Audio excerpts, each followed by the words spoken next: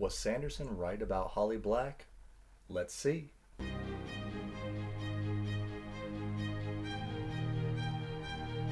Be more than human.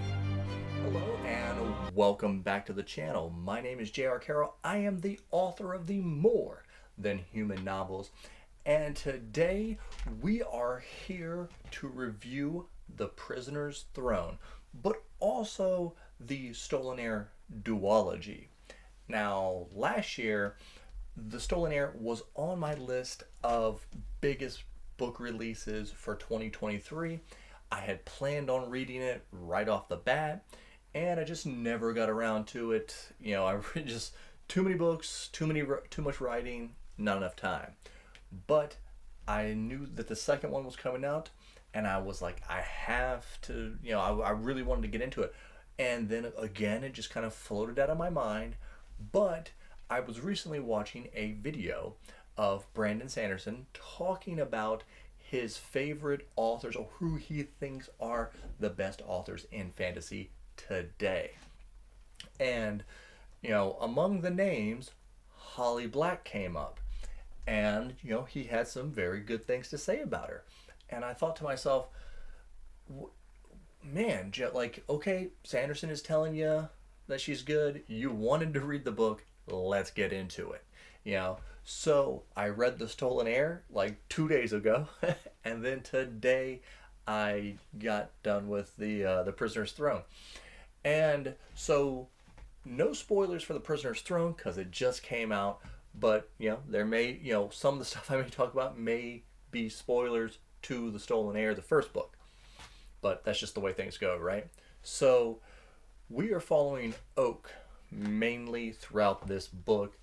He is a prisoner now, because of his choices that he made in the first book.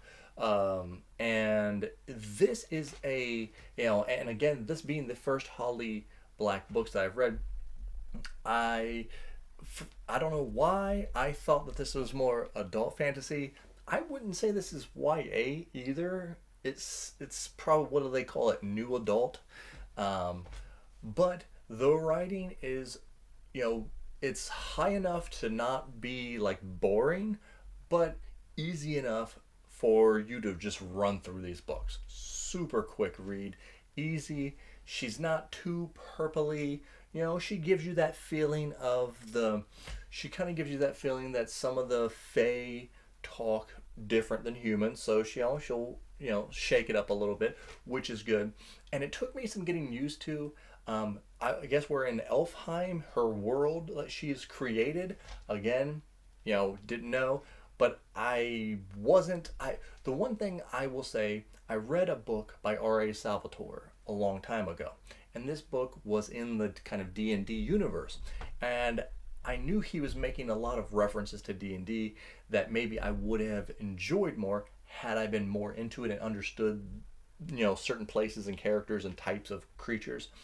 I feel like that's kind of the same thing here with Holly. She's got this big world, and people would just probably be in on the inside stuff. But I think she did a little bit better because I didn't feel left out. I didn't feel like, I'm not understanding this person, or I'm not understanding this situation or this place because it was also in another book at some point.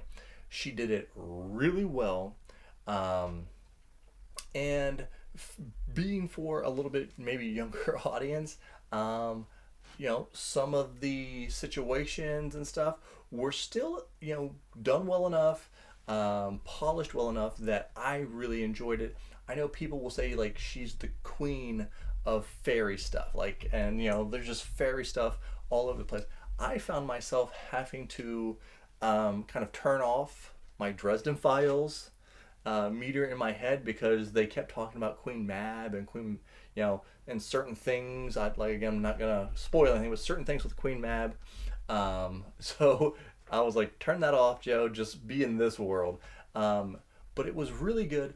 I like in this book how Oak. It's an introspective thing with Oak. He is trying to, find his feelings. He knows what he feels for Ren. She's not 100% sure if he's genuine. and he through this whole book is trying to figure out, I have to save my people, I have to save Ren, I have to save myself, and is he worthy of this? Is he worthy of her love? It was a very introspective and honestly, Oak is actually a pretty funny guy. I love he uses his charm ability, his charm magic. I thought that was pretty clever. Not You could have made that could have been someone's power, and it could have been very cringy, but she does it really well. So I think some of that is probably my favorite parts. The fight scenes, they were okay. They were okay. I wouldn't say that's her strong suit, but there is several battles in this book for sure. If you're looking for some action, there is romance. The romance isn't overly done. I actually expected once we got a little bit into these books that this was going to be a heavy romantasy book, but it really wasn't. It really didn't feel like that. It felt like it was more about the story, the plot, and the characters, which I, really enjoy.